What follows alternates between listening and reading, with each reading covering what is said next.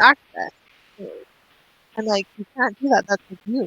Like, no one else in the building had that gun camera. Just me. They literally disconnected my job.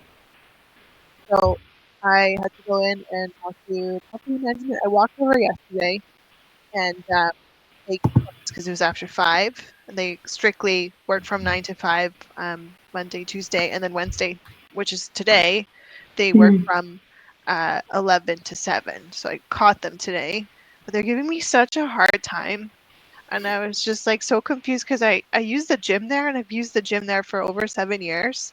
Me and Bernadette, my tenant, who's here, who's staying in my unit, she's a Ghanaian diplomat's daughter. She's here from Okay. Ghana. Yeah.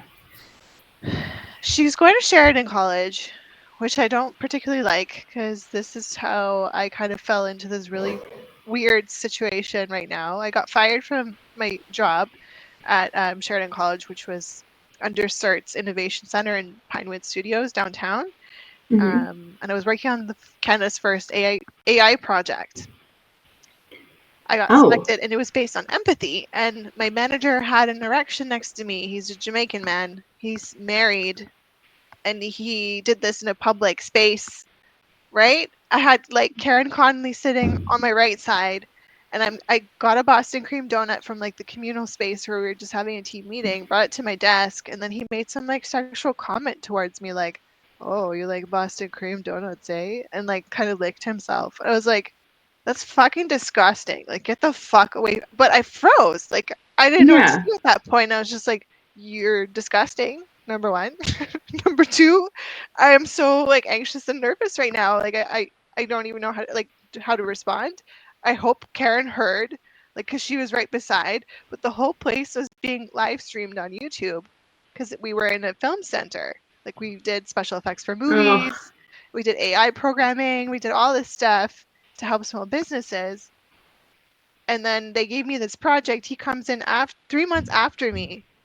I was already settled, and like they gave me authority and like leadership and power to Hmm. like go forward because it was Ontario and Quebec that I was leading. There was like experts, principal researchers, and different things that are all like they have PhDs. They're super smart guys. Like, that's why Yeah. they got the grant, because they put in an application. The application got approved, and like this is a huge deal for Canada. And I came in like they're already a year behind at this point with this project, and the funding is starting to run out. They had $2 million to spend on it, and I come in the most chaotic point of the center. Like, we were doing CTOs, which are like smaller projects worth like $15,000, and like we just had a whole bunch of them because the center was in a deficit. The director, David Dexter, wanted to make sure financially we were okay, so he accepted like this huge grant. But then we had little staff. We weren't able to manage all these projects. Everyone was super stressed, and then they throw in a new employee like myself into the mix. They're like, "Here you go. We're in the middle Hmm. of something, but like just jump in and like figure it out, and like also take on this $2 million project, but we're only going to pay you this much because that's all we have. We don't have any money." And I'm like, okay, like, not a problem. I have Yeah. schizophrenic family members here that I've managed, and like I've sent them to the mental institution. I call the cops. Like, empathy, I have. I have lots of empathy. Like, that's not a Hmm. problem. I have leadership skills too because my brother wanted to kill someone with a gun. I called the cops, got rid of the guns. My other brother was fucking going schizo and entering mansions during his schizophrenic episode. Jesus. Like, it was all fucked up, and this all while I was going to Sheridan College during school, like during their project management program. And I'm managing all this, barely sleeping, barely showering, and like coming in and trying to do my best for the team. So they take me on as an employee after, and I think like, oh, Forbes #1 employer. Okay, like, yeah, this is great. I did my research.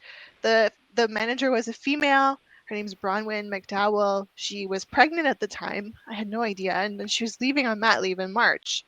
So from January to March, I had Bronwyn.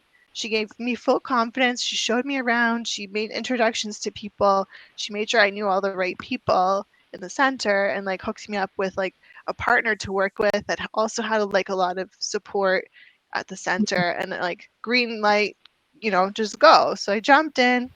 I got in there, and then she leaves on mat leave, and this fucking black guy comes in. And I asked Bronwyn, I was like, I'm fully confident in my abilities. I can take over while you're on mat leave, knowing that this is temporary and like we're both women. She's like, no, I don't think you have enough experience. And I was like, no, I think I have like way too much experience at Yeah. this point. But she doesn't know me. I don't share these things with people, and I don't also like overstep. If someone is in charge, like Bronwyn was in charge, she said no, and I respected her opinion. Like, I'm already taking on so much. I'm doing a $2 million AI project that she left me with that was a fucking piece of garbage to begin with. But sure, I'll try to handle it. No problem. Mm-hmm. So she takes this black guy. I told them no. Like, he came in, I saw his resume, and me and Cindy both looked at his resume. She has a background in HR. She also went to University of Toronto for psychology, so she's like pretty well rounded. She's into technology. She watches Harry Potter movies. Like, she's like really nerdy, but like she has Mm-hmm. she has good knowledge in certain things. But she's from Afghanistan. Like, she's a Pakistani from Afghanistan and a woman. So you like she's like, I don't know what kind of mental illness she has, but like I never asked her. You're not supposed to ask. I'm pretty sure she has some kind of anxiety or post-traumatic stress disorder. Like, she came from Afghanistan. Afghanistan. There's a war happening Mm-hmm. there. You're not gonna get like full performance from her because she's still going through shit. And I think She's she was on. stressed. Yeah. She's stressed, and I think she was on like some anxiety medications and stuff. I made her cry unintentionally one day because she was like trying to show me something, but nothing she was showing me made sense. Like, it didn't go in like chronological order, and I was trying to be patient with her and like, understanding like maybe she's having a bad day today, but Bronwyn just like fucking hates her. Like, those two were fighting. And then I'm in there and I'm like, I don't even know anyone here, but I'm just gonna try to be civil and like diplomatic and be friends with everyone. Because why Mm-hmm. not? And yeah, they were just so bitchy. Like, between the Weird. two girls, like Cindy and Cindy told me how she left the center because Bronwyn was being such a bitch to her. And then she went to work at like a hazmat suit type of job. Like, she went into Mm-hmm. toxic situations, like property claims, where like an oil spill happened, and she would suit up and go in because it paid more. And then she said that male manager sexually harassed her, and that's why she Okay. left. He mixed up like their argument as like a romantic conversation that he was having with like his partner. So Mm-hmm. she noticed that right away, and she was like, I'm leaving. And then she begged Bronwyn to give her back her position, which Bronwyn took her, but it wasn't like a smooth like taking her back. They still Yeah. had some animosity. Cindy also had to pay for her vacation that she took when she quit. Sheridan asked for the money back. It was like $4,000. So Cindy was already like, fuck this place. I just need somewhere to work, sort of Mm-hmm. thing. And I understood this because she was like venting this all out to me at that point. And I tried to kind of mediate and like, see where I can go in and like help smooth over some, conversations and make it civil because everyone hated everyone. Yeah. So, did her experience, like with sexual harassment in the workplace, and your experience with sexual harassment in the workplace, kind of lead you to create this project? Yes. Okay. And the only reason why I realized it was sexual harassment, because I've never reported this type of behavior. It Mm-hmm. happens to me all the time, but I brush it off. I play it as a joke and Yeah. like I continue on with my day. I don't think much of it. But this one I reported and then I got fired as a result of reporting it.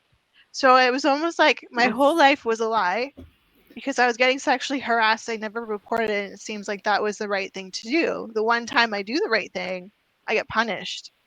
And yeah. it's like, I've been cleared of all mental illnesses. I don't have anything. I went to the mental institution for 24 hours for observation. They cleared me. They said, like, there's nothing wrong with you. You have freedom of speech now. Say whatever the fuck you want. Like, you Yeah. don't have anything. So no one can ever say that to you, to your face. They can talk shit about you all they want Yeah. and gossip, which is fine. But you yourself and medical professionals here have cleared you of all mental illnesses, which was like huge because I've had ex-boyfriends try to throw that on me that were like from other countries. Like, Mm-hmm. my last ex-boyfriend was from Chile, and he was like, I'll buy you whatever you want. hold all your bags, open all your doors. Like everything seemed fine. One day his mask slips and he's like, there's something wrong with you. And then I find out he sent his last ex-girlfriend, who was wealthy Canadian, to the mental institution. She was married to some other dude, and he interrupted that marriage, took her from the husband, had his way with her, then convinced her she had something mentally wrong with her. When in Chile, they don't even have mental health services at all. So he has no Nope. authority to say that. Like, Yeah. culturally, like coming to Canada, he figured out we have this like forming process, and he wanted to form her. That was his way of like getting control and power in Canada. Weird. But she lived her all her life. She's wealthy. She has like so much family support, and somehow he manipulated her brain into making her believe that that's actually like something's wrong with her. So Mhm. now she has to take bipolar medication. He sent her to CAMH. He sent Dude. her all, yeah, so fucked up. And you would Yeah. never notice. He was stalking me. He was like watching my social medias, like learning about me, and then try to be like the perfect boyfriend. And I For was never that. interested in him. He was not someone I would ever date normally. He's old. His breath smelled like fucking dead animal. I'm not even kidding. And I'm just really upset they gave him Canadian citizenship. It took him 7 years. He was doing cash jobs. He wasn't supposed to be here, but he kept applying and applying and applying. And then he started dating me, and my mom worked for immigration for 25 years. So I don't know Mm. if that connection helped him bridge the citizenship, because suddenly he got it one day and it was all really quick turnaround time to give it to him. And I was like, does Weird. this seem normal? So Mhm.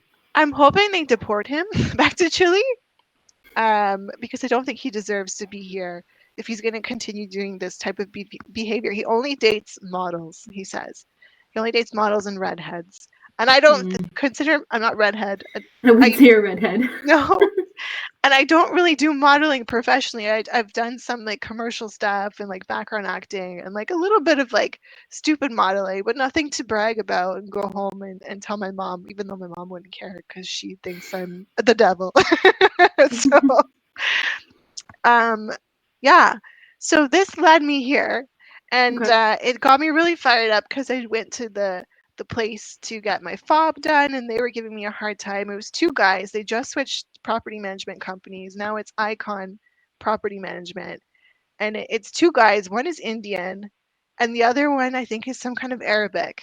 And he went to U of T. I don't know where the other guy went, but he's from downtown Toronto. He's like a downtown Indian.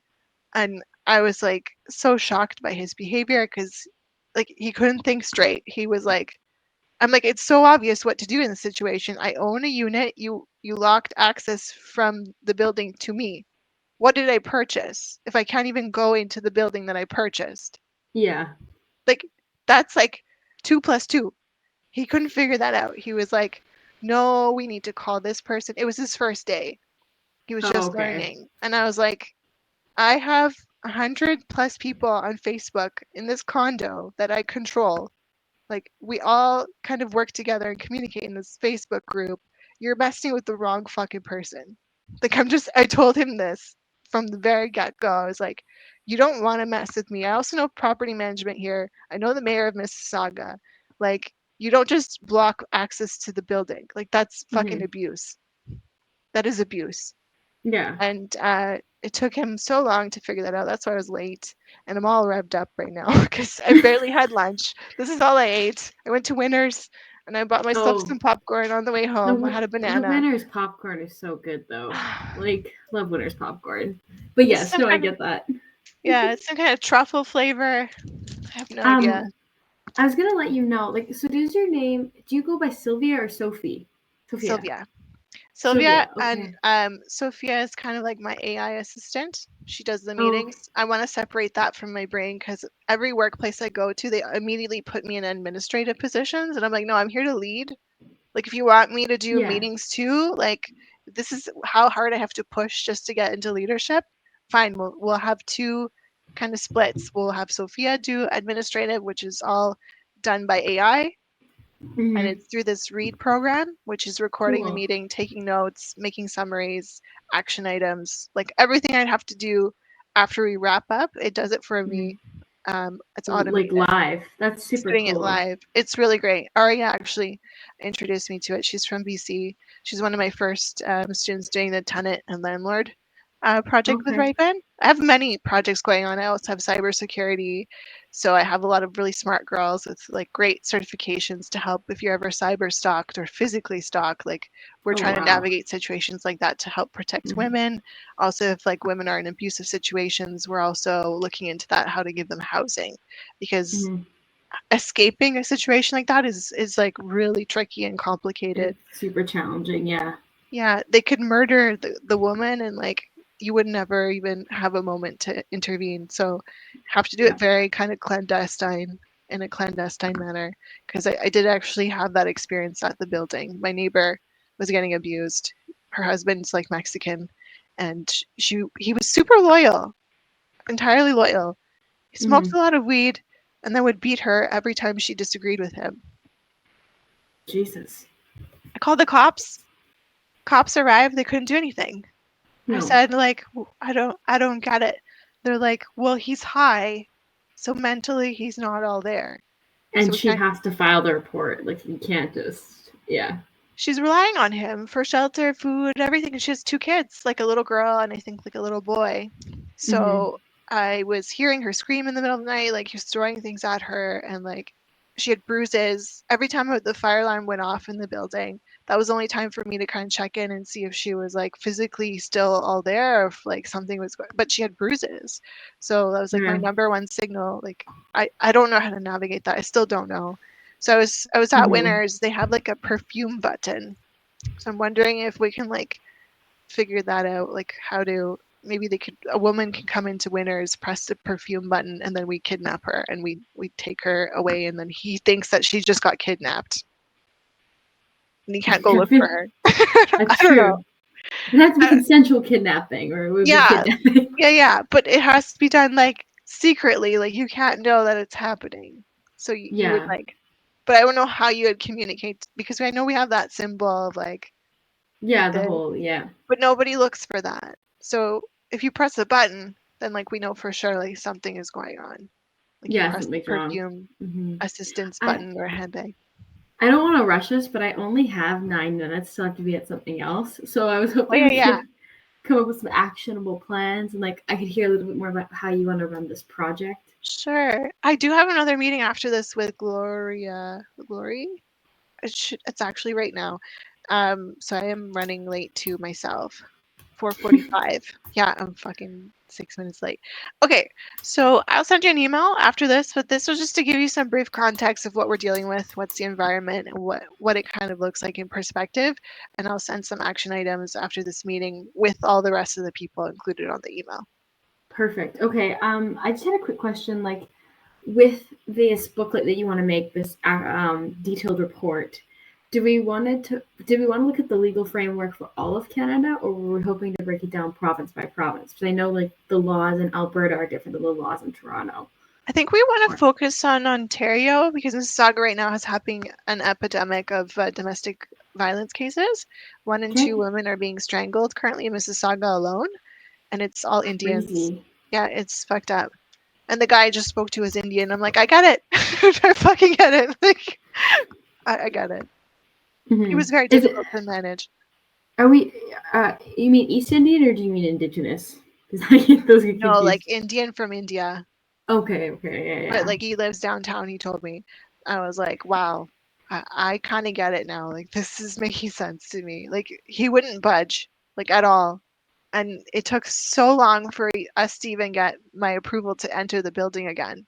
Hmm. Like he gave permission to reactivate the fob, which was like stupid because you should have just done that. I own a unit here. Like Yeah. you can't take my access away. I fucking own it. Like it's legally on my title that this is my unit. I own this. And he was trying to tell me I'm not allowed to access the building. And I'm like, we're in fucking Canada. Fucking adapt. I'm a Canadian citizen. I own this. You don't fucking own this. Get out of here. I pay for his wages too. So I gave him a little bit of like fucking smack and then I left. But Yeah, we had a whole bunch of people involved in that conversation. It was a lot. It was like a Just whole a UN meeting. disaster. Yeah. It was like, Oh God. yeah, Okay, well I'll let you get to your meeting with Gloria because yeah. I think it's but yeah, Glory. Sorry, Glory. Glory. Oh Yeah, yeah, okay, Glory. Yeah, just shoot me an email with the action items. And I'm in like 6 courses right now, so I don't respond right away.